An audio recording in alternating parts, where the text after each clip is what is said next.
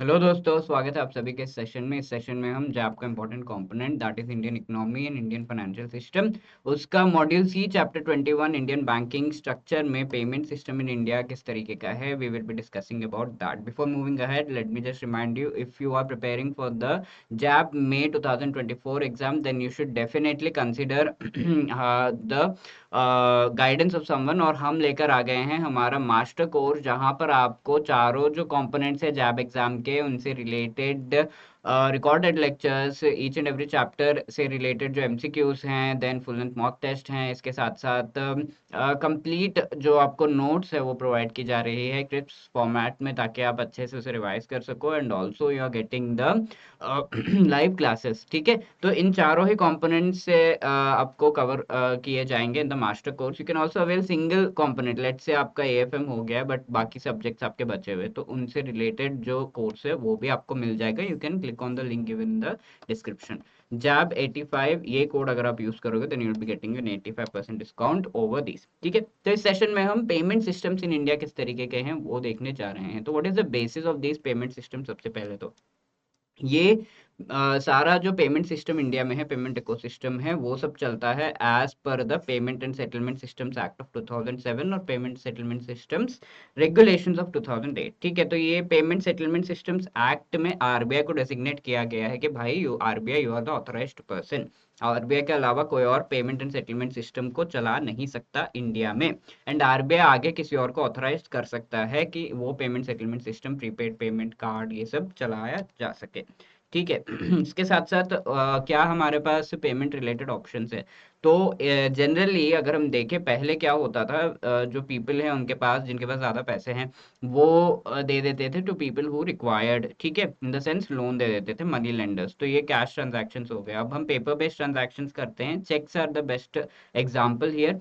60% total non cash जो transaction है cheque के through, and 11% total value of transaction जो है इंडिया में, वो चेक के थ्रू किया जाता है। और इसमें आपको एक MICR number, so as to indicate and identify a particular cheque. For example कोई पर्सन का आईडी कार्ड नंबर है तो उससे उसको आइडेंटिफाई किया जा सकता है, तो MICR नंबर से किसी एक चेक को आइडेंटिफाई किया जा सकता है, ऑथेंटिकेट किया जा सकता है। तो वो प्रोवाइड किया गया है, जो कि मोस्टली एक 9 डिजिट नंबर होता है। ठीक है, हाई वैल्यू क्लियरिंग। तो यहाँ पर ये MICR चेक में होता ये है कि आप कोई भी बैंक का चेक ले जाकर किसी और बैंक में जमा करके पैसे निकलवा सकते हो, but provided that cheque is cleared. ठीक है, वो क्लियरिंग का जो प्रोसेस है वो हम अभी देखेंगे। और ये जो क्लियरिंग है, यानी कि किसी और बैंक में, जैसे एक्सिस बैंक में जाकर आप एसबीआई का चेक दे रहे हो, तो वहां पर क्या होगा, जब ये चेक दिया जाता है तो उसको चेक, एक्सिस बैंक अपने रिसोर्सेस में चेक नहीं कर सकता है कि ये चेक एक्चुअली सही है या नहीं। तो it has to take help of some other entity, वो होता है क्लियरिंग जो हाउसेस है उनका। ठीक है, तो हम अभी वो प्रोसेस देखेंगे जिसे हम चेक ट्रंकेशन सिस्टम कहते हैं। तो यहाँ पर ये जो बैंक है, यहाँ पर आप अपना चेक लेकर गए, इसने क्लियरिंग हाउस को दिया कि भाई देख लो ये जो बैंक है यहाँ से आया है, तो वो पर्टिकुलर बैंक और उस ब्रांच से कांटेक्ट करके उसे जो है वैलिडेट कर देगा, and then finally that cheque is cleared. Clear हो जाएगा तो पैसे दे दिए जाएंगे टू द पर्सन जिसने वो चेक जमा किया है। तो इससे रिलेटेड स्टैंडर्ड्स एस्टेब्लिश किए गए थे 2010 में, जिसे CTS 2010 स्टैंडर्ड्स कहते हैं। अब देर ऑनलाइन पेमेंट्स का जो पूरा सेटअप है वो इलेक्ट्रॉनिक क्लियरिंग सिस्टम से स्टार्ट हुआ, जहां पर there are two kinds of payments, credit and debit. तो क्रेडिट पेमेंट में होता यह है कि बहुत सारे लेट्स से ये जो है आपके अकाउंट से बहुत सारे लोगों को पैसे जाने, फॉर एग्जांपल सैलरीज देना है, तो that can be called a credit, जो इलेक्ट्रॉनिक क्लियरिंग सिस्टम क्रेडिट। ठीक है, तो यहाँ पर आप सैलरीज वगैरह दे रहे हो, तो आपके अकाउंट से बहुत लोगों को पैसे जा रहे हैं, दैट। तो ये अलग अलग लेवल्स पे, national, Mumbai, local, regional levels पर ये एस्टेब्लिश किया गया। अब ECS डेबिट क्या होता है? यहाँ पर मनी डेबिट, यानी कि बहुत सारे अकाउंट्स में से पैसे कट कट के आपके अकाउंट में आ रहे हैं। ठीक है, लेट्स से आप एक बिजनेस चला रहे हो तो आपको पेमेंट्स मिल रहे हैं, तो दैट कैन बी डेबिट। तो इसे भी ये किया जा सकता है, पहले से शेड्यूल किया जा सकता है, and that is called ECS debit. Customer payments हो गए कि इसमें कोई लिमिट नहीं है। Now moving on, electronic funds transfer. ठीक है, तो ये क्लियरिंग सिस्टम हो गया। अब इलेक्ट्रॉनिक फंड्स ट्रांसफर, जहाँ पर फंड्स को ट्रांसफर करने से रिलेटेड जो हमारा आज के डेट में नेफ्ट है, नेशनल इलेक्ट्रॉनिक फंड्स ट्रांसफर, तो वो पहले इलेक्ट्रॉनिक फंड्स ट्रांसफर कहा जाता था, 1990s में इंट्रोड्यूस किया गया, नेफ्ट लाया गया 2005 में। अब इससे रिलेटेड कोई भी लिमिट नहीं है which you have to adhere so as to transfer the money. One way transfer Nepal को 2 लाख रुपीस पर ट्रांजैक्शन ये किया जा सकता है। एंड 48 यहाँ पर जो है 2 अर्ली बैचेस जो है 48 बैचेस बनाए जाते हैं of all of these transaction, यानी कि अगर आप एक ट्रांजैक्शन करोगे, ट्रांजैक्शन करने पर आपका जो ट्रांजैक्शन किया हुआ है उसे यहाँ पर मेनली जो है नेटिंग एक प्रोसेस होता है जिसे किया जाता है। ठीक है, नेटिंग में होता क्या है, आपका जो भी ट्रांजैक्शन किया हुआ, लेट्स से आपने 50 रुपीज़ किसी को भेजा है और उसने 100 रुपीज़ आपको भेजा है, तो ये दोनों को नेटिंग किया जा सकता है। नेटिंग करने का मतलब इसको कैंसिल आउट किया जा सकता है, आपने उसको 50, उसने आपको 100 भेजा, तो आपको अगर 50 भेज दिया जाए तो ये पर्टिकुलर 2 ट्रांजैक्शंस करने की ज़रूरत यहाँ पर नहीं है। ठीक है, तो इस वजह से एक पूरे दिन में हाफ एन आवर्स के जो सारे ट्रांजैक्शन है उन्हें नेट किया जाता है। तो 48 half an hour transactions in a particular day इस तरीके से बैचेस बनाए जाते हैं एंड उन्हें नेटिंग किया जाता है, उसका नेट निकाला जाता है and then it is completely implemented. RTGS जो है रियल टाइम ग्रॉस सेटलमेंट, इसमें इसको इंट्रोड्यूस किया गया था 2004 में। तो ये नेट सेटलमेंट नहीं है, यहाँ पे ग्रॉस सेटलमेंट होता है। What is gross settlement? ये ट्रांजैक्शन एग्जीक्यूट होगा, फिर ये ट्रांजैक्शन भी एग्जीक्यूट होगा, सारे इंडिविजुअली एग्जीक्यूट होते हैं, that is called gross settlement. कोई बंचिंग नेटिंग नहीं की जाती। अब यहाँ पर अगर आपको पेमेंट करना है तो 2 लाख रुपए से ज़्यादा की पेमेंट मिनिमम आपको करनी है, 2 लाख या उससे ज़्यादा।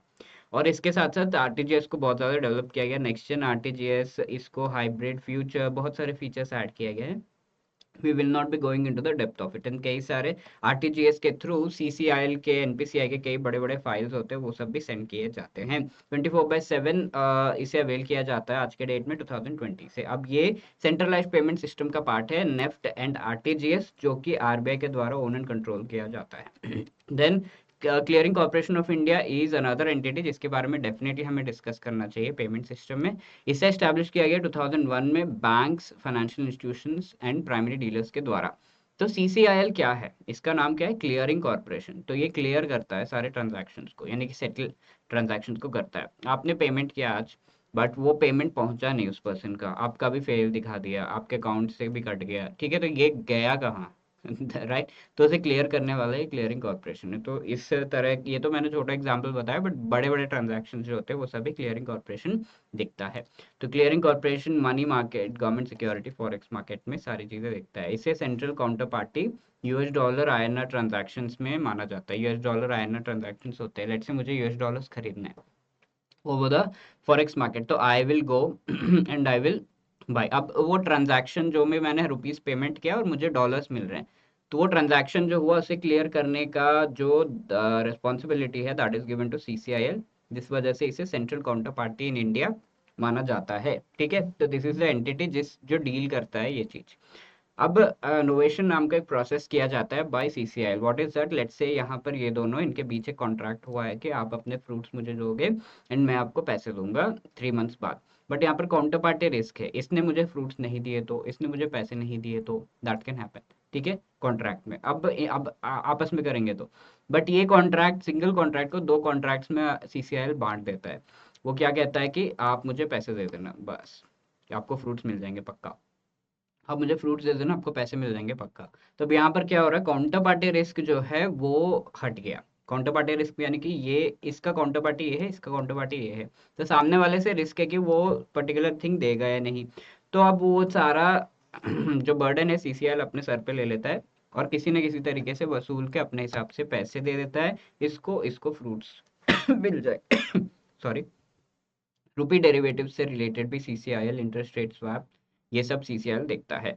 एंड ये एक रिपोर्टिंग प्लेटफॉर्म है repository over the counter products के लिए। ठीक है, तो कई सारे ऐसे प्रोडक्ट्स, फॉर एग्जांपल मुझे शेयर्स खरीदने, डॉलर्स खरीदने, बट मैं स्टॉक एक्सचेंज के थ्रू नहीं जा रहा, डायरेक्टली अप्रोच कर रहा हूँ, तो that is called over the counter. तो ऐसे चीजों में भी जो सेटलमेंट है वो सीसीआईएल के द्वारा किया जाता है, पेमेंट किया गया, ये किया गया, सीसीआईएल विल टेक केयर। ठीक है, which among the following is or the part of the centralized payment system in India? तो ये complete centralized payment system completely RBI के द्वारा रन एंड कंट्रोल किया जाता है। ठीक है, there are other entities like NPCI.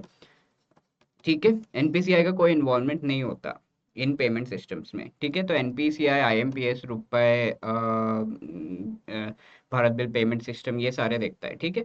तो सेंट्रलाइज पेमेंट सिस्टम में क्या है, नेफ्ट एंड आरटीजीएस ये दोनों आते हैं, आईएमपीएस नहीं आता क्योंकि that is taken care of by MPCI. A 1 and 2 only is the right answer. Now moving on to the next question, ये आपके लिए होमवर्क है, please go through the question and answer it. All the best, thank you so much. If you have any queries you can always call us on this number, या फिर you can drop a mail at hello@edutab.co.in.